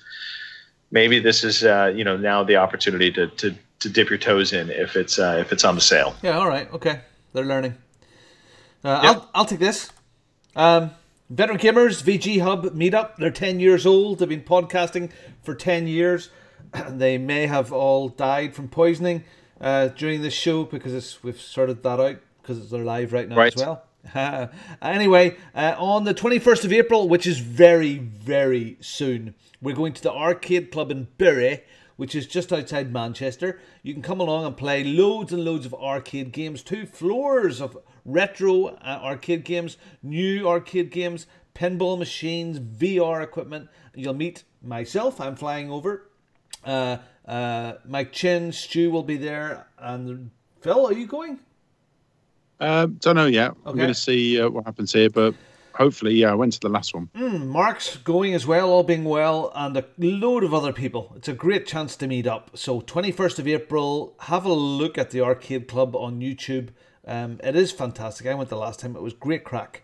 So, come along to it. It's really, really good. And would love to meet you there on the 21st, which is probably only not next weekend, the weekend after. So come along. Have some fun.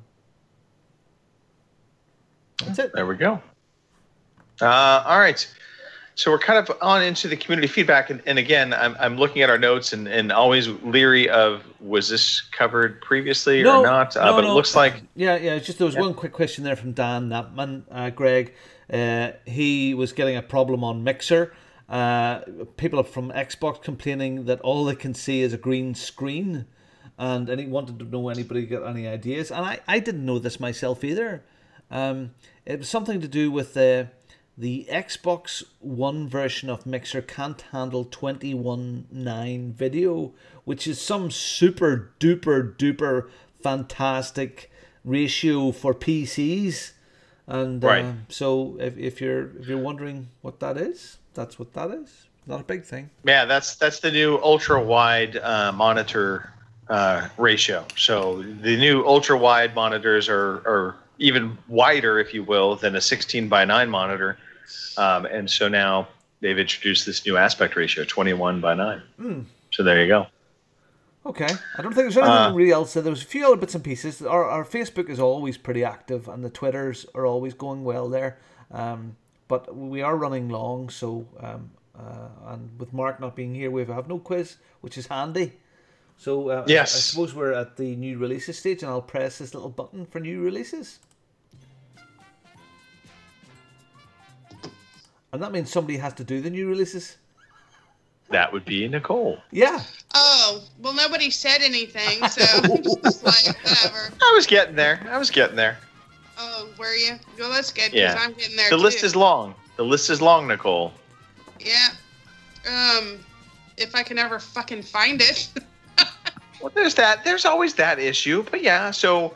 I'm past the gaming trivia. It's just taking like a week and 10 days to get down to that whole You were there. You almost I was passed it. there. Yeah. That's it. That's the list. That's the list. Like I said, Wow. it's a massively long list. It is. I scrolled all the way down the paper for that. Yeah. I'm Do you need help excited. with this? Do you need help with this? I don't think so. I think I can handle this. I don't Okay. It's massive, but I got it. handle away, Nicole. I can handle the list. All right. So our releases for March 31st through April 6th. Is that correct? That is correct. Yeah. Extinction for PS4, Xbox One, and PC on April. Well, it says April the 10th. Well, yeah, I guess that is incorrect. So Yes, no, I thought- did I'm not. like, we're past that date. Yeah. But anyway, doesn't matter.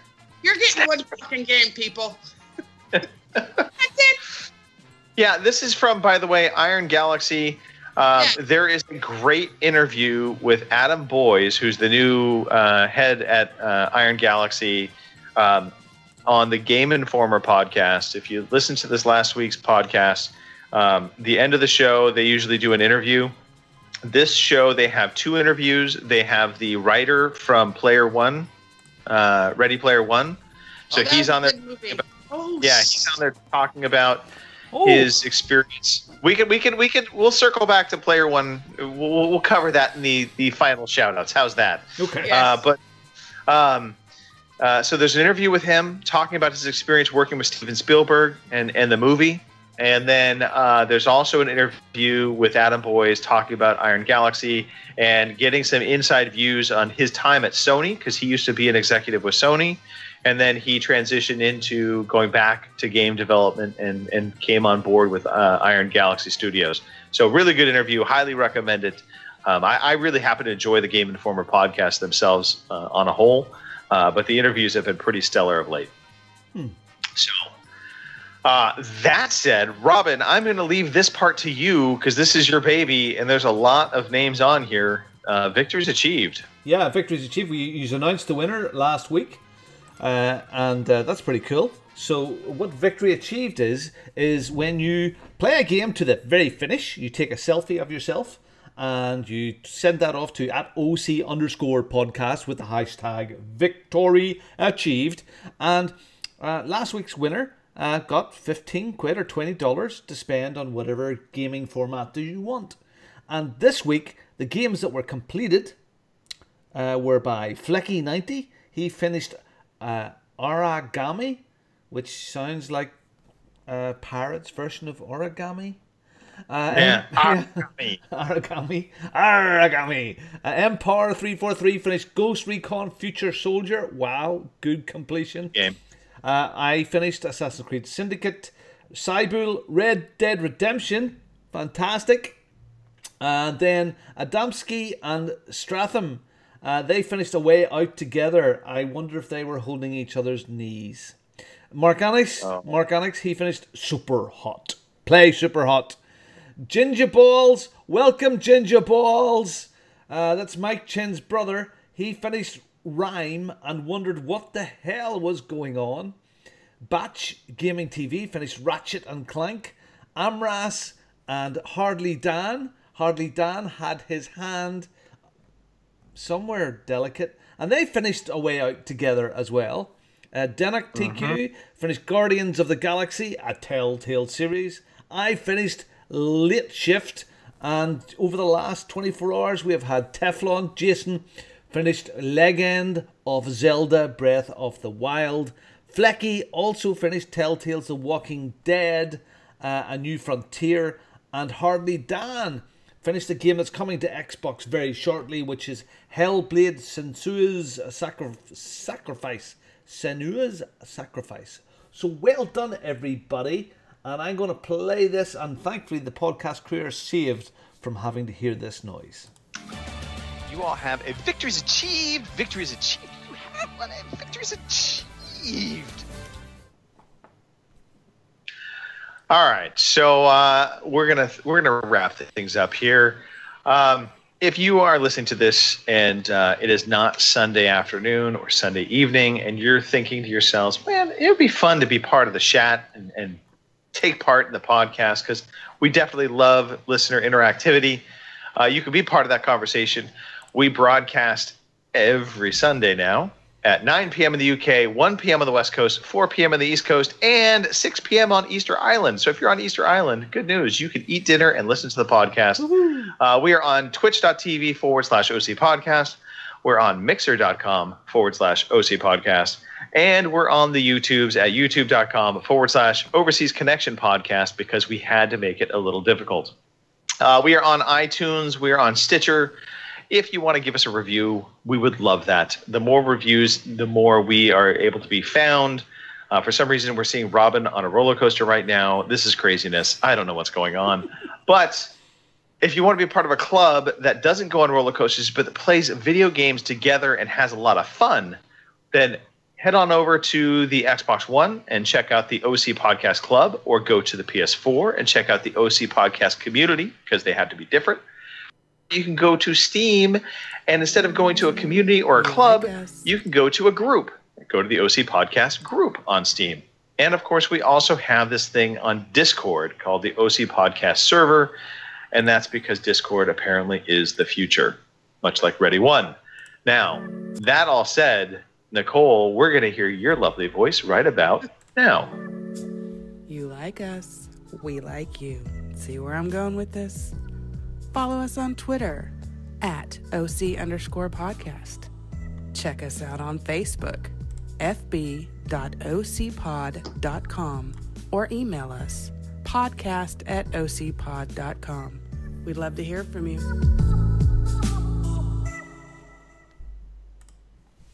All right. So, if you have any questions left, well, it's too late. But we're going to give a little bit of quick time to Robin and Nicole to tell us how crap Player One Ready game movie was. No spoilers, like please. Right. No spoilers. No spoilers. No spoilers. I hear it's about the future, though.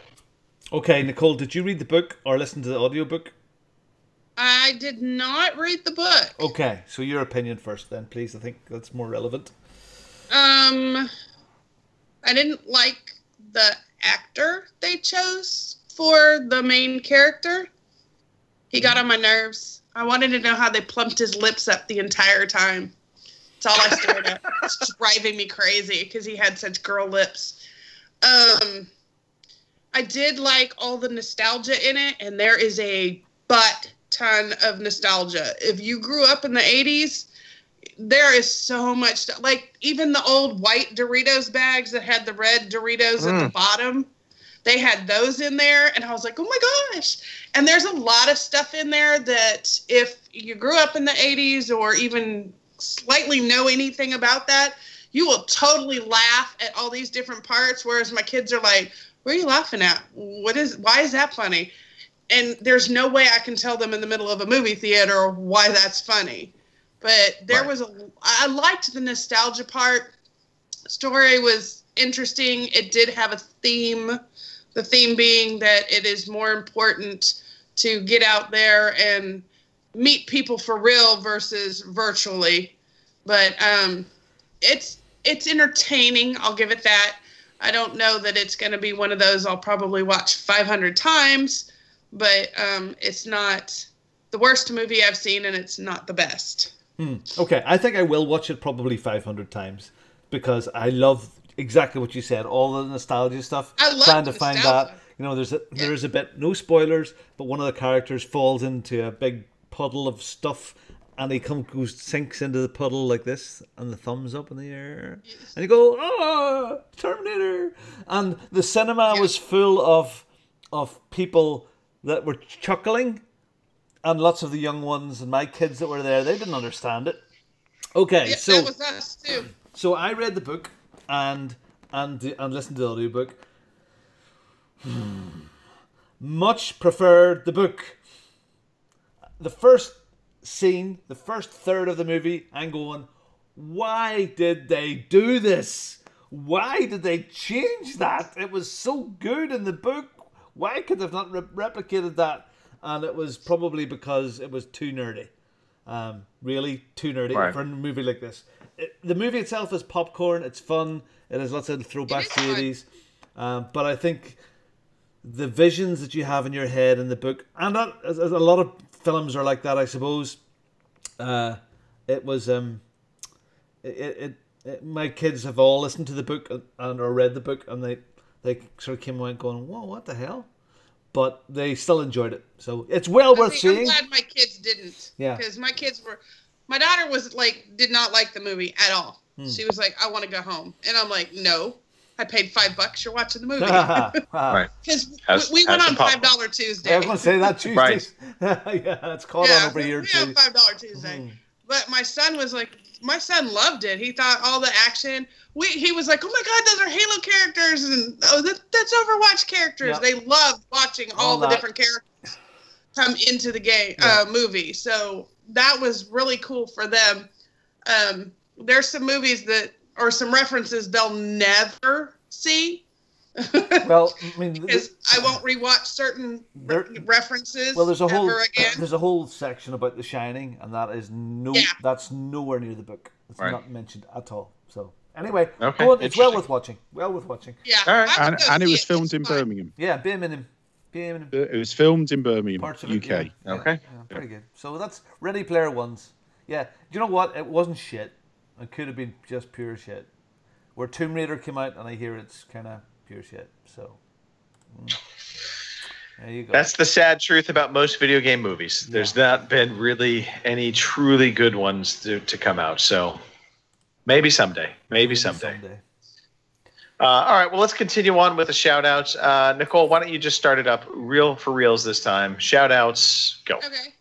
Well, I do want to say a happy birthday, a little late for Colin. That was so sweet. Thank you. He got a ton of birthday wishes. He's so sweet. And he's getting so big. Oh, my gosh. Yeah. You're telling me? I mean, just huge kid, super tall. Cute.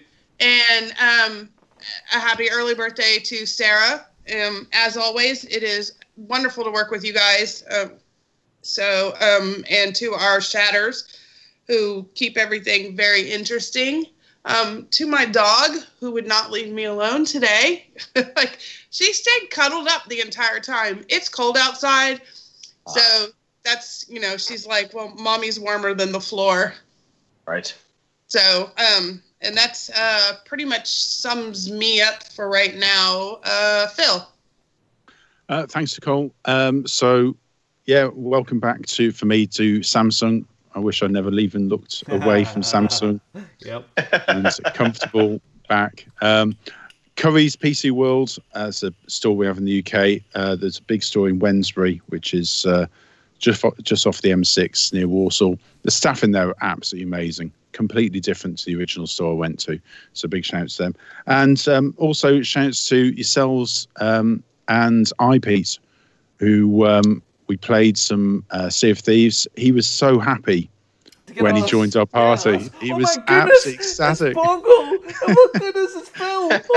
he was so happy to actually play in a group on an organised group on Sea of Thieves, and also for the last couple of weeks playing online with you guys and the community has been absolutely superb. Really enjoyed it. Robin. I want to shout out Sarah. Happy birthday, and happy birthday to you. To Colin, of course. Those photographs that have been coming through, Greg, are heartwarming, and the things that people are saying on the Facebook feed is just absolutely lovely.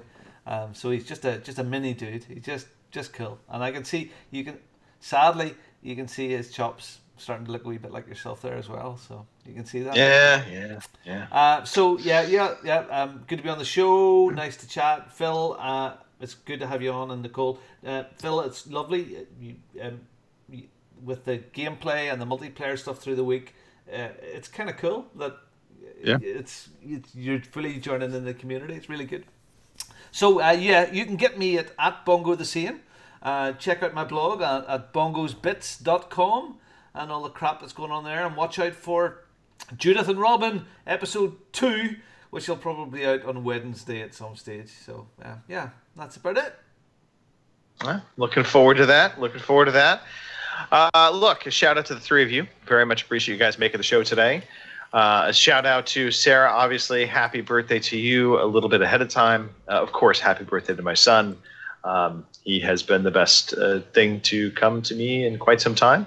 So I take note to that and I say thanks.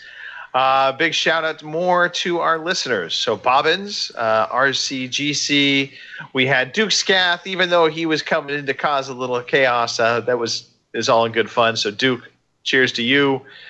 Let's see who else we've got. Hang on. I have a list now. Yeah. Oh, she has a list. Yes. Oh, you've got a list. I know I'm missing more. I'm just scrolling down through it. We had a couple others late coming in. Cosine. We had Dark Boys 420 Acoustic. Cosigan, excuse me. I like Cosine better. I don't know. It's what I do.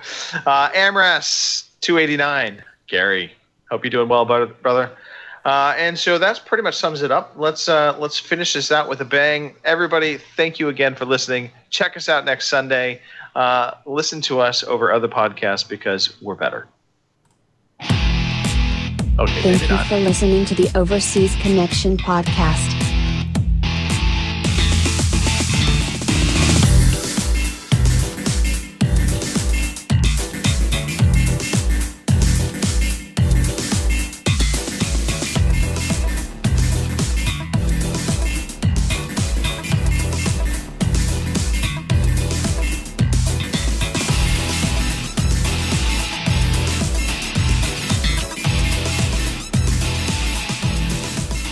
See you same time next week.